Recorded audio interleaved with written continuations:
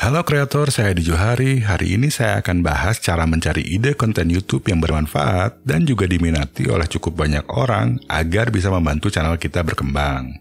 Sebagian penonton YouTube memang menggunakan YouTube sebagai sarana hiburan, tapi juga tidak sedikit yang datang ke YouTube untuk mencari informasi atau mencari solusi yang berguna. Karena setiap orang dalam menjalani hidup selalu membutuhkan solusi untuk menyelesaikan masalah yang dihadapinya. Sebagai kreator, kita memang tidak bisa memberikan solusi untuk segala hal, tapi kita bisa membuat video-video yang bermanfaat sesuai dengan keahlian atau keterampilan yang kita miliki.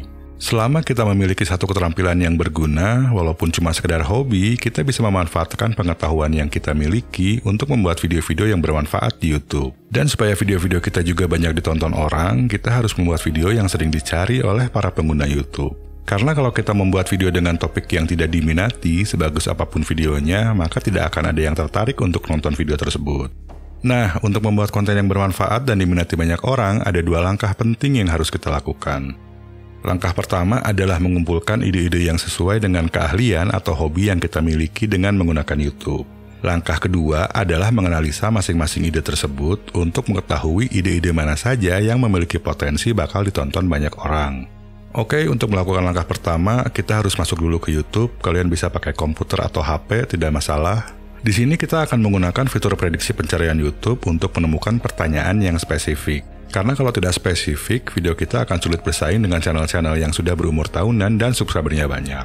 Contohnya, jika kita punya channel fitness dan pertanyaan yang kita temukan tidak spesifik, misalnya cara memperbesar otot, nah otot di tubuh manusia itu banyak jenisnya, jadi itu tidak spesifik. Kalau kita melakukan pencarian di YouTube untuk kata kunci cara memperbesar otot, di sini bisa dilihat video-video yang ada di atas adalah video-video dari channel-channel besar. Karena algoritma YouTube lebih menyukai untuk merekomendasikan video-video dari channel besar. Kalau channel kita masih baru atau subscribernya sedikit, terus kita memaksakan untuk bersaing dengan channel besar, bisa-bisa video kita itu munculnya di urutan ke-100 atau bahkan ke-200. Jadi sebagus apapun video kita, maka akan sulit ditemukan oleh penonton. Dengan mencari topik yang spesifik, persaingannya akan lebih longgar, dan video kita akan memiliki kesempatan lebih besar untuk masuk ke posisi atas hasil pencarian. Nah, untuk mencari ide atau pertanyaan yang spesifik itu ada beberapa cara. Cara pertama adalah dengan mengetikkan kata cara di box pencarian YouTube. Selanjutnya kita bisa menambahkan kata yang sering digunakan berbarengan dengan kata cara. Misalnya, cara menggunakan, terus ketik spasi. Nah, di sini akan muncul prediksi kata kunci dari YouTube. Tapi untuk lebih spesifik, kita bisa tambahkan 1 huruf lagi, misalnya huruf A. Kalau kita menemukan kata kunci yang sesuai dengan keahlian kita bisa ganti huruf A dengan huruf B. Nah, di sini bisa kita lihat ada prediksi kata kunci yang spesifik. Kalau memang sesuai dengan topik utama channel kita, maka kita bisa catat dulu kata kunci ini. Dan kita bisa ketik huruf lainnya dari A sampai Z untuk mendapatkan ide sebanyak-banyaknya. Di sini kita pun bisa memilih salah satu kata kunci yang tidak terlalu spesifik, misalnya kata kunci ini, terus kalau kita tekan spasi, maka akan muncul kata kunci lain yang lebih spesifik. Kita juga bisa mengubah awalan katanya dengan kata yang lain, misalnya cara memperbaiki, dan tambahkan 1 huruf lagi seperti tadi, maka akan banyak lagi ide-ide spesifik yang bisa kita catat. Kata cara ini bisa diikuti banyak kata lainnya yang berhubungan dengan hobi atau keahlian kita, misalnya cara memasak, atau bisa lebih spesifik seperti cara memilih rumah, cara memelihara kucing, dan lain-lain. Ide-ide konten bermanfaat yang bisa diberikan oleh fitur prediksi pencarian di YouTube ini sangat banyak, dan kita bisa menemukan banyak hal yang sebelumnya tidak terpikirkan oleh kita.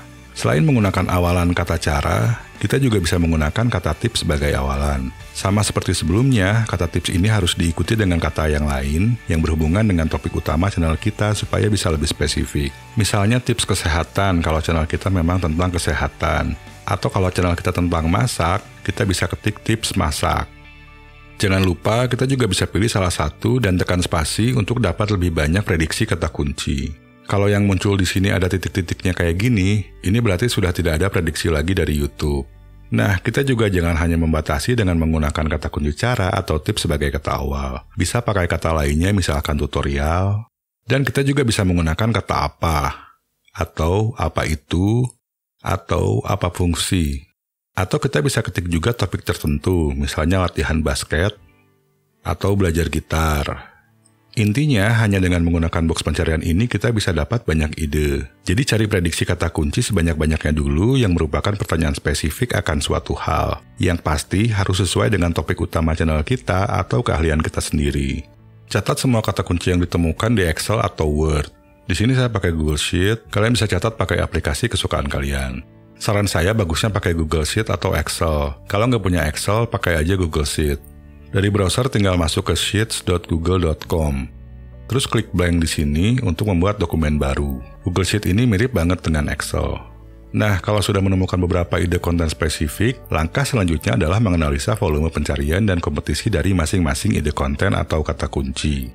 Untuk itu kita perlu bantuan dari sebuah aplikasi yang bernama vidIQ. Aplikasi ini ada yang versi gratis dan juga berbayar. Yang versi berbayarnya itu lebih bagus, tapi kalian bisa pakai yang versi gratisnya dulu. Link download untuk versi yang gratis ada di deskripsi video ini, silahkan dicek aja ya. Aplikasi vidIQ ini tersedia untuk di komputer, di HP Android, dan juga iPhone. Kalau sudah download dan install, untuk yang pakai HP silahkan buka aplikasi vidIQ-nya. Untuk yang di komputer, kalau sudah install vidIQ saat buka YouTube, di sini akan ada menu tambahan. Klik menu yang bernama Keyword Inspector ini, lalu masukkan salah satu ide topik atau kata kunci yang sudah kita catat barusan, dan klik tombol search di sini. Untuk yang di HP, setelah buka aplikasi vidIQ, masukkan kata kuncinya di sini dan tekan Enter.